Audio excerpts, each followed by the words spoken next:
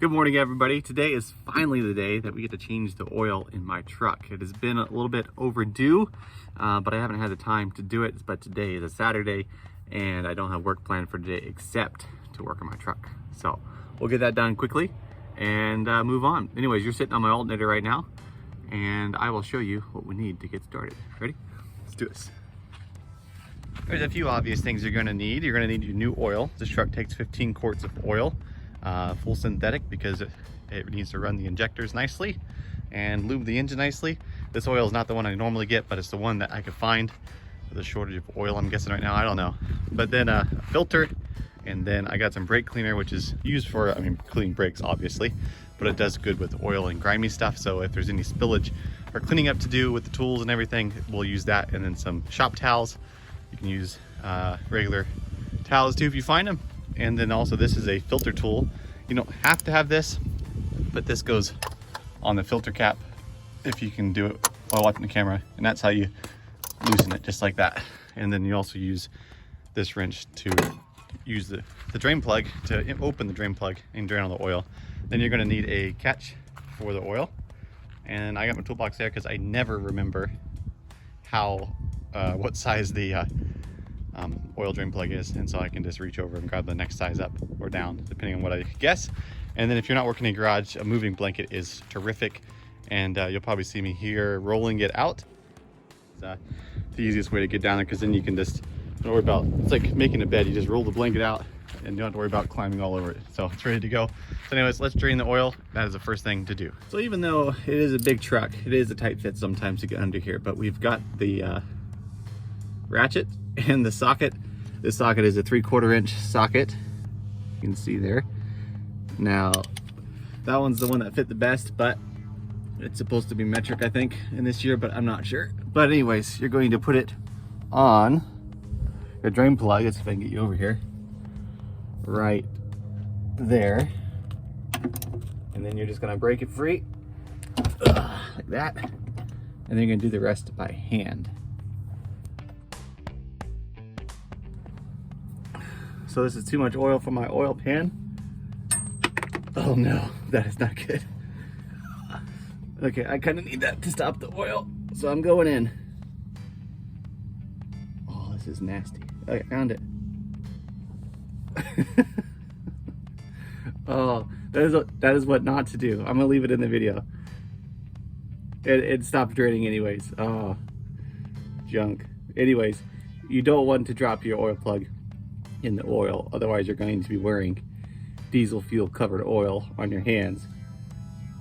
I was gonna say the tip I have for draining your oil is that when it's getting full like this, just leave it below the truck and then pull your truck over top of it. That way you don't have to drag it out because it's gonna make a mess. That is a lot of oil.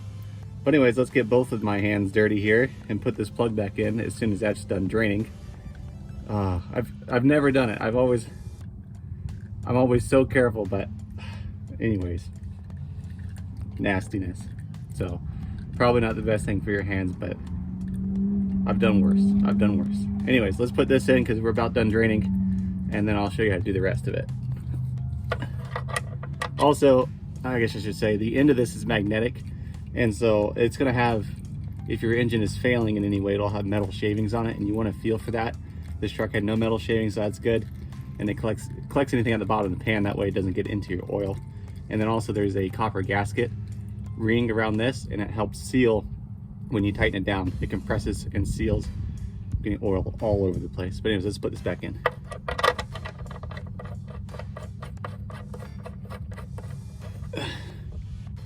Okay, so I'm gonna try to wipe off my hands a little bit. Man, my shoulder's burning. Hasn't had to hold its arm up in the air for a while. I think mechanics are used to that, but I am not always working on my truck. Okay, so clean this off like so, and then take my wrench, which I'm gonna get oily now, turn it to the tighten setting, and then tighten it. You don't want to strip it out, so don't over tighten it. And then I like to clean around any oiliness around, and then I'll come back and I'll spray it with my brake cleaner to make it look nice and clean. But anyways, now we got to go back up top, change the filter, add the oil. and then we'll worry about this mess later. I'm just gonna spray my hand off with the brake cleaner. Also not good for your skin or body, I'm sure, but it is the quickest, easiest way to get the stuff off that I have. Anyways, we'll catch you at topside. My phone and tripod's gonna smell like oil and diesel fuel for days. Anyways, I'm gonna take some of this stuff and dry out my hands a bit, and then take a rag, dry it off. Climbing back topside here, we are now ready to replace this filter right there. So I've already loosened it, but if you were to untighten it like this, you just put the wrench on it, spin it off, and then when you pull it out, it's got this filament filter on the inside here. On the Ford's Powerstroke OEM, oh, about to lose my crock. Forgot to put them in 4-wheel drive. Anyways, you just pull off the filament filter and snap a new one onto this, but this is an OEM one, I mean an aftermarket one, and so it doesn't snap apart. So anyways, I'm gonna take this and flip it upside down so the oil runs back into the cap, and set it over here, and then I'm gonna get my new filter, which is basically the same as this one, from the bag, which is on the ground.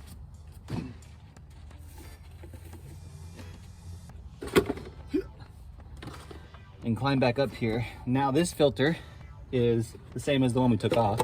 Not the best quality, not the worst quality, but as you'll see, it comes with the cap and with the O-ring and with the filter. So the old one was all black and dirty, and it was nice and clean. So I'm gonna take some of this oil residue that is over here, and I'm gonna stick it on the O-ring. And the reason we're doing that is so that when we tighten it, it has some lubricant. That way it won't mess up the O-ring. So with that there, I'm gonna thread this back down. Make sure that O-ring seats properly. In this case, I'm gonna roll it. Make sure it's where it needs to be. And then take my wrench, tighten her down. Just like that. The only thing left to do now is to actually put the new oil back in the truck. And some things you want to make sure that you do when you're actually putting the new oil in is that make sure you put the plug back in the oil pan, because if you didn't, when you're pouring this new oil in, it's just going to trickle through the engine all the way down and then drain back into the ground. So make sure you have that in first, and then find yourself a funnel. I have lost mine somewhere in the move, and so I'm going to use this quart of oil that I found laying around that was empty, and I'm going to take my razor knife and I'm going to make a funnel this way. Life hack number 8002, right? Doesn't have to be pretty, just has to be done. So 2 pieces. This side has the, I'll throw that away later. I'll just throw it in the ground. Put that into the hole over here, and then you can fill the oil into there, and it's got this much room to breathe, which is nice. So let's do that. My oil filler tube is over here, so I just crack that baby open, put it over here, stick this there, and then get my oil. I have this one opened already. It's gonna take most of the 4 gallons that I have, so let's put some in.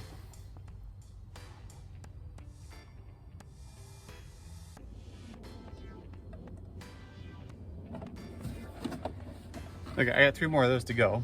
So I'll let this drain here for a second. I'll grab those 3 and I'll catch up with you on the last one. We officially filled the entire thing up. So we've got all 15 quarts in there. I checked the dipstick. All you gotta do is pull the dipstick out, check the end of it, make sure it's clean, and make sure it's full. And so there's a little bit extra, which is fine. I'll keep it just in case the truck burns any. Check it every once in a while, and good to go. So anyways, that's the basics of changing oil on a vehicle. Step number 1 is drain the oil. Step number 2 is replace the filter. Step number 3 is fill up the oil again, and you're good to go. And then you can, if some cars have like the meter in the vehicle or a sticker, you can write down the mileage that you did it and make sure that you follow your instructions on how long your oil will last, and you'll be good to go. So my truck usually isn't this dirty. It's usually very clean under the hood and on the outside, but a job I've been doing this week for construction has me driving down, let me close this here. It's had me driving down a dirt road every day, and it is just dusty. So anyways, keep that in mind. I don't usually have a dirty vehicle like this, but just teaching how to change oil, so it's no big deal. So lastly, take your little funnel out, toss it in the garbage. I'll toss that in the garbage in a minute. Put your lid back on. Close the hood, start it up, make sure everything looks good, make sure it's not dripping below, and you'll be good to go. Anyways, thanks for watching. Hope you enjoyed. We are at 111 subscribers at the day of making this video. I can't wait to grow some more, and I can't wait to have just more people watching. That's gonna be great. So anyways, thanks for your help. Please leave a comment down below of things that you think I should have done differently or things that you enjoyed that I did, and we'll keep going. So anyways, we'll catch you later. God bless.